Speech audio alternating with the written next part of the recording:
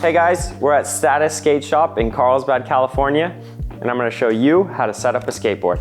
By the time you finish this video, you'll know exactly what I ride and why I choose that specific setup. This video works out perfectly because I've been using my board for, I think, 3 weeks or over a month now.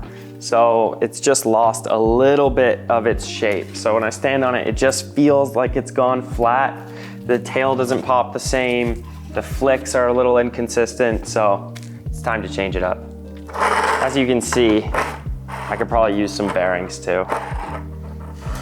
So I'm picking up a Real Skateboards Obedience Denied 8.75. And if you look between the bolts, you'll see a printed 2. And the 2 just means that when it's being pressed, there's a stack of boards that are all getting pressed at the same time. There are differences in the concave and the way that the nose and tail feel, depending on which number you see printed on the bolts. There are some single press decks, by the way, and when you can find those, I would definitely pick those up because they're consistent, they're the same every time. But the 2 just means it's the second board in the stack, and once you find a number that you like, it's a good idea just to stick with that. The reason I chose this board is since I've been traveling a lot, it was hard for me to travel with enough skateboards to last the whole trip. So I just started going to skate shops and buying one at a time, and I ended up having to pick some random things off the shelves. What I look for is just a board that's wide enough. So an 8.75 or an 8.83, that's the range that I like. And just making sure that it has enough concave, meaning that the middle of the board is like a miniature half pipe. So my feet can kind of sit in the middle of the board really easily. And then one thing that I personally really like is making sure that concave sticks up through the start of the nose. I do all my flicks up off the nose, and sometimes I feel like that nose will get a bit flat and I'll be kicking air. So as long as I can have enough nose and tail on a wide board and I can find a number in the stack that I like, there's no reason for me not to skate it. I like a wide board because skating vert, I want to focus on stability, and usually when you go wider, it's just a little bit more stable. This is definitely a wider setup than I would skate if I was just setting it up to go to a regular skate park. So if you're a bit younger or a bit smaller, you can definitely afford to go down to a smaller size. I remember when I was skating a lot of flat ground and ledges, I set up an 838 specifically so I could go do that and not burn as much energy. But for what I'm doing now, the 875 just works great. Now let's talk about grip tape. So I use mob grip tape. One of the huge benefits is that it's perforated, which basically means they just poke holes in it. And basically that just makes it easier to grip and helps you not get air bubbles throughout it. And honestly, air bubbles aren't gonna kill you, but they're so annoying to look at when you're standing on the board and you know that you just did a bad job gripping it. And trust me, if you take it to a skate park, they're gonna be like, why do you have air bubbles in your grip? And you're like, I didn't think it was that big of a deal. And they're like, yeah, it's still weird though. And it's just better to avoid it. So I like mob. You can tell I've had that conversation. I didn't think it was that big of a deal. Okay, well, I'm gonna be honest, this part makes me nervous because I hate gripping my board in front of a crowd. But you'll start with just a square piece. And sometimes they'll just give you a whole roll of grip and there's like 1,000 of these pieces in there. You can just have the guy behind the counter cut you a square and you'll be okay. But you peel off this back piece. You see why I hate doing it in front of a crowd. You just start by peeling off the back piece of the grip tape and lining it up with your skateboard. Let me just make sure I clear off the top. On the longer, wider boards, it can be sometimes a little hard to get the entire piece of grip to line up. So I usually just start by sticking it to the nose and tail and just checking that it's gonna cover the whole board. There's nothing more annoying than when you put your grip on and there's like a huge piece of wood showing. One of the benefits of the Mob grip tape is you can just kind of push down in the middle and work your way out from there. And since it's perforated, you can just push out all the air bubbles. And as I'm going towards the tail, I'm just kind of starting in the middle and then working my way to the edges. Once you get up to the tail, it's pretty straightforward. And you can see literally just pushing out the air bubbles. And then we just do the same thing on the other side, making sure we push down that crease in the middle and then just working our way out. Let's see if I got it all the way. A perfect fit on the nose. That always happens. I'm surprised it didn't go off the edge. It usually does a little bit. So now for my favorite part of setting up a skateboard, where you just grind the edges and make a white outline on the outside.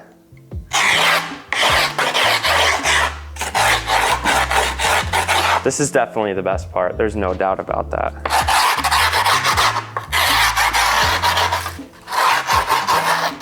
Whenever I'm getting ready for a contest and maybe we're traveling and I'm in my hotel room, during this stage where I'm looking at the board and looking at the white outline, I can just imagine what it's gonna be like to skate this brand new board and go to practice and go try to do well in the contest. And this is always like, I always take my time with this part because I feel like this is really where I can really imagine myself riding it. And it's kind of like putting a little bit of extra care, looking at the outline, making sure everything is perfect. It's like, okay, we're ready to go.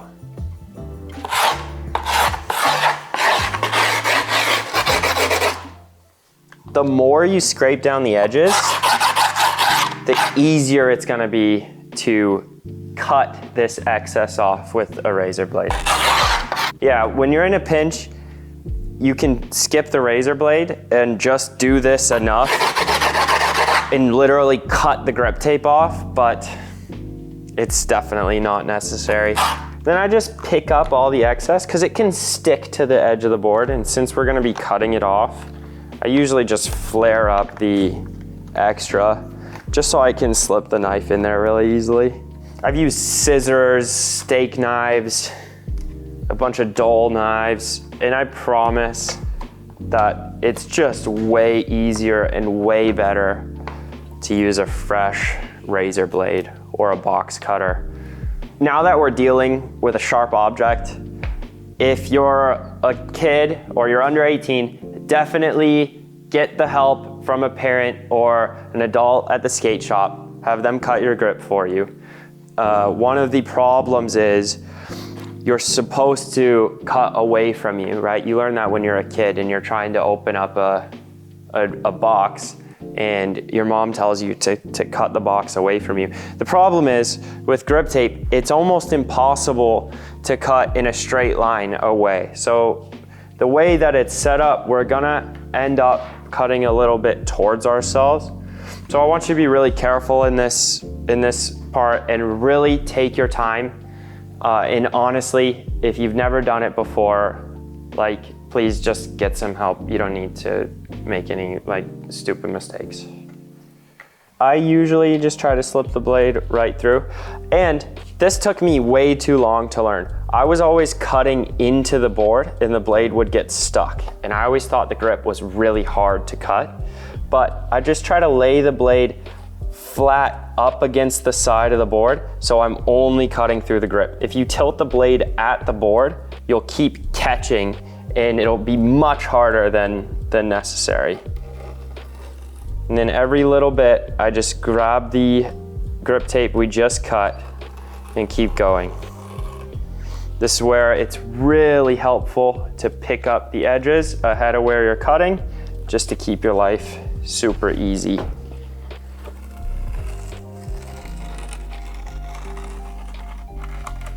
I always try to do it in one motion all the way around the board, but I didn't grip it perfectly, so got to take a little break on the tail. But it is really satisfying when you can hold up the whole outline all at once. I saw it in a grip setup video, I think Tori Pudwill or something, when I was super young, and all the comments are like, oh my God, he did it in one smooth cut, what a legend. Yeah, so this is that. I was trying to avoid it to not be a bad example, but these are one of those sections where you're gonna have to be cutting straight towards yourself. You'd be shocked how much of a difference a fresh blade versus a dull blade will make.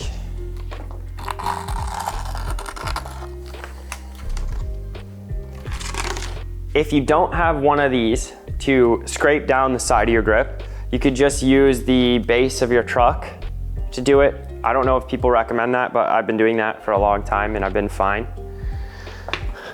Some skate tools have this piece on the top of the skate tool as well. But after you cut it, use this tool or go out to a curb and scrape down the edges just to make sure that the grip sticks to the side.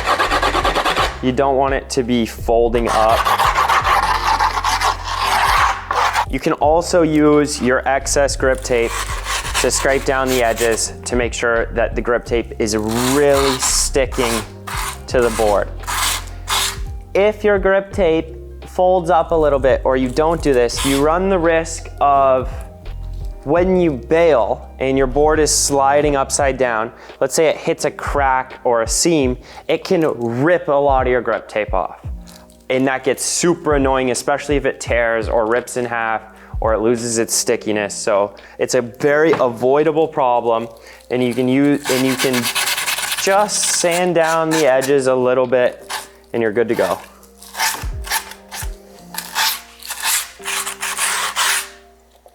Hey, do you want me to review your videos and give you personalized feedback? Well, in our online community, I do exactly that. Click the link in the description for a 1-week free trial so you can learn side by side with hundreds of skaters just like you. All right, let's put on the trucks now. The first step of putting on the trucks is to poke a hole through the grip tape so you can get your hardware in. The easiest way to do that is just go through the bottom and make little holes so you can see where the hardware will go. And then we pierce it from the top. The reason that we fully pierce it from the top is that pushes the grip tape down instead of pulling the grip tape off of the board. I remember when I was younger, I was trying to grip a board and I stuck one of the pieces of hardware through the bottom because I was like, that makes the most sense, it'll poke a hole right into it. And I just ended up lifting the grip off of the board and it was really awkward. I like to leave one without a hole so I can try and guess where it is. Oh my gosh, I actually got that one. I can't believe I guessed right. I never get that right, so that's cool. Then you can open your hardware and push your bolts right through. We're just gonna do one truck at a time. This next part is important for me, but if it's your first board, this won't be important. You have a front and a back. You can tell which one the front is either by the graphic or the nose will be a little bit bigger than the tail. This is important for me because I wear in my front and my back trucks differently. Sometimes I can't tell which one is which, so I just put an F on the bottom in Sharpie just to make sure that I keep that on the front, because hours and hours of skating on the bushings or the trucks themselves, it will make a difference on which truck goes on the front and which one goes on the back. But if they're brand new trucks, that won't matter at all. So this is really important. For your truck to work, you have to put the kingpin, which is where the bushings go.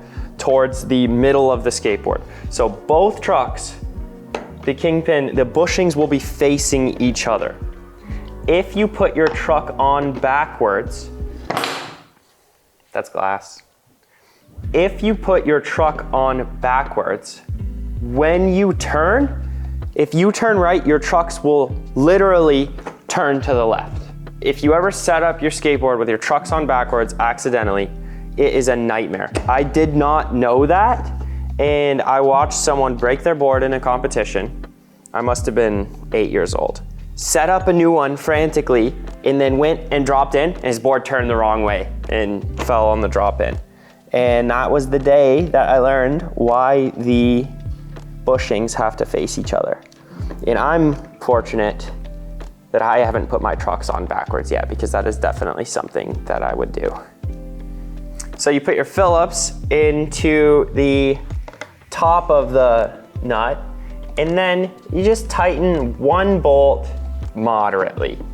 The reason we don't want to go too tight on the first one is because that can lead to some pressure cracks in the board and weaken it.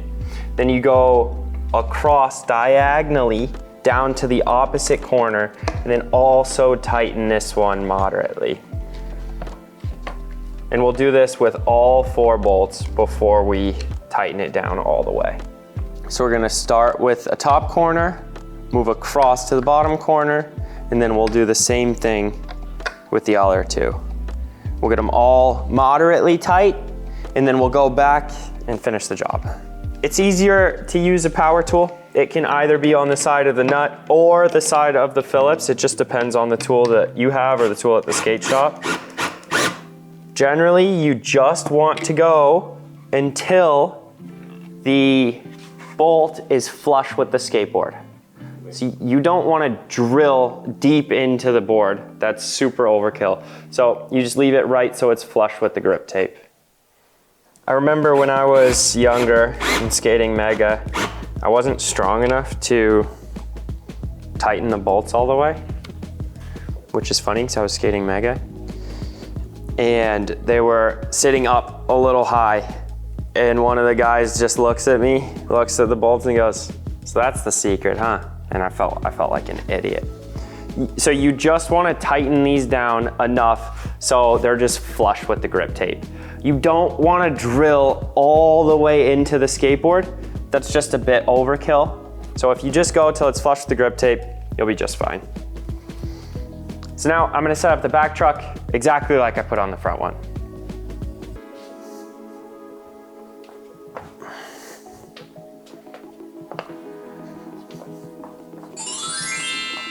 These trucks specifically, I chose the Thunder 161s because I like how high they sit off of the board. Some trucks are gonna be higher, some trucks are gonna be lower. Also, the width is the 161s. Because I'm on an 875 or an 883, for me, I just have to be above the 151s. As a general rule of thumb, the edge of the truck should match the edge of the board. Mine is a little bit longer, but that's because of the style of skating that I do. On a vert ramp, going 5 or 6 feet high, I find a little bit of extra comfort having the wider truck. That's just the preference I have. Something that nobody ever talks about is as the trucks get taller or as your wheels get bigger, you have more weight on the bottom of your board. So as your board is flipping, it'll feel like the wheels are dragging the board around. Where I like where these sit with my 56s, because I feel like that keeps the center of gravity of the skateboard closer to the board. So I feel like it can flip in one place and the wheels aren't rolling around the board too much. No pun intended. Let's put on our wheels now. So the first thing that you're gonna have to do is put your bearings in your wheels. Right here is a bearing press. We'll show you how to use this, and then we'll show you what to do if you don't have a bearing press. Let's talk about the bearings now. I usually use Bones Super Reds. And the cool thing about Super Reds is Super Reds are designed from the ground up to be the best bearing on the market at this price point. Super Reds are a superior quality bearing. using higher quality steel races, better quality and grade balls, and super surface finish. And that is just genuinely why I like them. But in this case, I'm gonna be trying new bearings that I haven't used since I was a little kid, and they're the Swiss ceramics. Why are the Swiss ceramics so expensive? Are they that much faster? Well, the ceramics, they're more precise for higher impacts and higher rates of speed. Do they break more, though? I've never really tried them to their fullest potential, so I could not answer that. It's $124.99 for ceramics versus $30 for the reds. Am I gonna go $100 faster? It's like one placement difference in a contest. I might go $100 faster. It might make you $100 more. Let's try the ceramics. I've been on reds, the regular reds, for like 10 years, and I just never really cared because I never felt like I needed more speed. Like I never felt like I couldn't get the speed if I really tried. But maybe if it makes my life a little bit easier, I'll try it out. I'll try the ceramics. The Swiss ceramics are the Rolls-Royce. Rolls-Royce? Yeah. I know a guy named Royce, so that's a bit weird. Right now, I'm gonna put on some Swiss ceramics, which I have never used before, or maybe I used when I was a little kid. But they are the Rolls-Royce of bearings, so I'm hoping to pick up a little bit extra speed. But on a normal budget for regular skating, you're just fine with super reds or even reds. So you are gonna wanna start with putting the bearing shield out. You can tell by the shield, this one is light gray, okay? And this is what it looks like without the shield. So this goes to the inside of the wheel. So we start with the bearing down, then we put the wheel on it. Some sets of bearings come with a spacer. It's important for the spacer to go in between the bearings because it stabilizes the pressure between the bearings. So then you can tighten your trucks down and they'll spin consistently. Some bearings don't come with spacers, and I've used them, I haven't used them, I've been fine either way. It seems like you're more likely to break or damage your bearings if you don't have a spacer, but it's not required. You'll notice that some people are very particular about leaving some space between the nut and the bearing when you put it on the truck. So you'll be able to move the wheel around on the axle. And the reason that they do that is because they don't want to tighten the nut all the way into the bearing and trap it so the wheel doesn't roll properly. If you have spacers, that is no longer an issue and you can just tighten it down to the bearing. Okay, after you get your bearings set, you can just drop the bearing press into place and push them right in. You can test that it's even by rolling it in your hand. If you want to give it another press just to make sure. The roll should feel smooth and not too wobbly in your hand. If you don't have a bearing press, you can do essentially the same thing, but using the truck. You slide the bearing in, shield out, and you just push down like this. It takes a lot more effort, but then you can look and see that it is in there flush. Then we just do the same thing on the other side. If you're enjoying this video, make sure you check out our 3-phase program. Our online program will give you the skills you need to make real progress. The days of randomly trying a trick a couple of times and then moving on are over. So click the link in the description for a 1-week free trial. I remember being so young, trying to set up boards, and I could not get my bearings in for the life of me. I didn't weigh enough to push the bearings in. Sometimes they don't fit properly. Sometimes maybe the mold that they made the wheel in was a little bit weird, or your bearings just aren't sliding in. That's really annoying. So if you're finding yourself having a lot of trouble, it just might be a defected wheel or something, and that's quite annoying. All right, now that we got the bearings in the wheels, let's talk about the wheels a little bit before we put them on. I have been riding Spitfire Formula 4 56s with the wide base. So a little bit about why I like this wheel. First thing, 99 durometer, which is basically the hardness, which determines how much you'll slide around. 99, 102, anything in that range has treated me just fine. Partly because I like the wide base, so I can deal with a slicker wheel because I have more surface area on the ground. As far as changing wheels, the reason that I'm going with an older wheel, the reason I'm not getting new wheels is because as a contest skater, considering I have 2 contests coming right up, this is the part of the board that's connected to the ground. This requires the most feel for me, how it's gonna slide, how the board reacts to a bunch of different speeds and positions. So I'd rather have a predictable wheel than a brand new one. If I had a month or 2 to get ready for the next event, I might put on new wheels and just go skate and figure it out. But I'm practicing really hard right now and essentially in training mode, so I don't want to lose any days. So I'm just sticking with the old Formula 4s that I had on before. The first step, putting your wheel on your board, is to take your washer that comes with your trucks, put one on the bottom, slide your wheel on, put one washer on the top, and then you just tighten the nut down. I hope this fits because I threw away the other nuts. Yeah, this is just fine. So in this case, I try to be as straight as I can over the truck. If you're tightening it from the side, you can easily strip the axle and make your life really hard. So I like to have it just so I can hear the wheel shake, and I'll put it right up to the mic.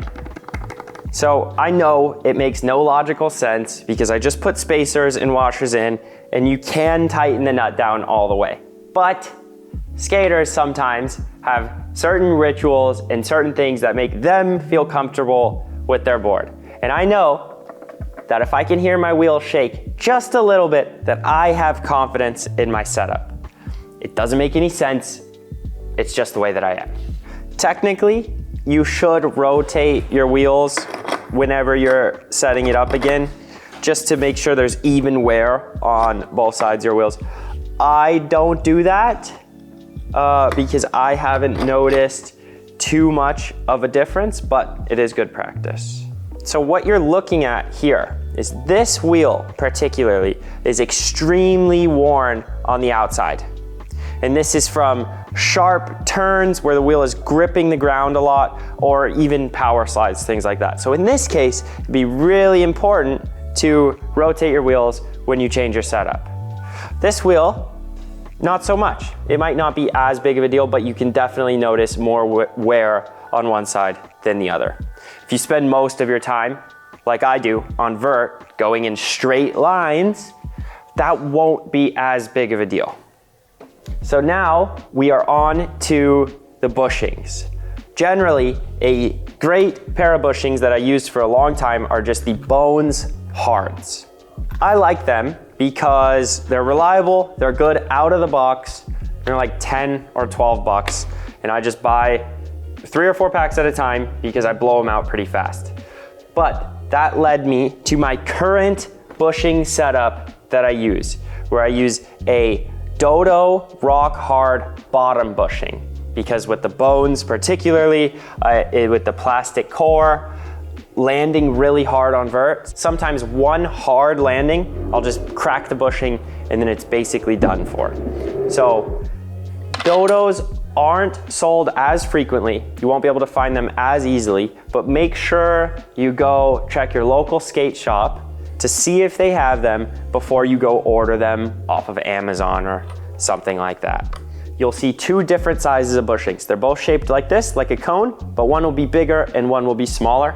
And you just flip the bottom one upside down, the bigger one, the bottom one sits like that. In this case, I have a dodo kind of, just looks like a block. Then your truck falls on top. You put your top bushing, and there's this optional part where you can put a washer between the bushing and the nut. In this case, the Bones bushings come with a washer attached to the bushing automatically, so you don't really need one. Sometimes it's a good idea to use one anyways if you have a habit of blowing them out like I do. But this is my current setup that I'm using for the next string of vert competitions. Keep in mind, this is my vert setup. This board doesn't really behave properly until I start going 3 or 4 feet high on vert, and then it feels really comfortable. Any slower than that, it feels like I'm kind of lugging it around and it's just too big and the bushings are too hard. So if you're skating on any type of normal skate park at a normal speed, you definitely won't need a setup that's focused on stability like this one. Okay, and then the most important part, after you set it up, you have to put the board on the ground and go like this a few times and be like, yep, this feels good. Have you ever seen someone set up a board and then not go like this? It's like picking up tongs or a drill where you just gotta tap the edges together. Okay, now that you know how to set up a board, go do it yourself and have fun out there. If you enjoyed this video, make sure you leave a comment, you like it, share it with a friend, and subscribe to the channel. It helps so much. You should definitely check out our online community. I do video reviews, so that means personalized feedback for you. You also get access to our 3-phase program, which will take you to the next level. We have hundreds of millions of tutorials on there, so you'll be able to spend hours watching these videos. And you get access to an entire community of skaters just like you. So click the link in the description, start your 7-day free trial.